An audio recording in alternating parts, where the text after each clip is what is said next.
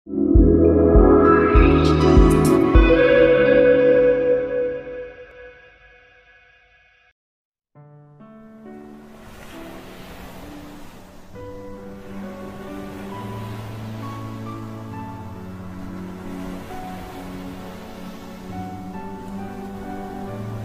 элинин бермети Ысык көл ал тоо арасында жайгашкан.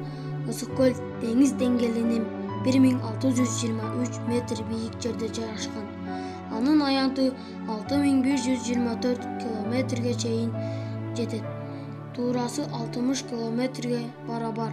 Эң терең жери 700 метрден да ашыгыраак. Ысык көлгө 80ден ашык алган суу келип кошулат. Ысык көлгө жаздын келиши эң кызыктуу. Көлдүн үстүндө аккуулардын, өрдөктөрдүн сүзүп жүрүшү, ак чардактардын ары-бери учушу, каркыралардын канат сермеши кандай кызыктуу. Ошентип Ысык көлгө 16 түрдүү келген куштар учуп келишет. Көл жээгинде жай мезгилинде өтө жандуу, өтө кооз Ысык көл эс алуучу жайдан башка да туризмдин борбору. Башка өлкөлөрдөн туристтер көп келишет. Алар көлдүн кооздугуна, тунуктугуна суктанып кайтышат.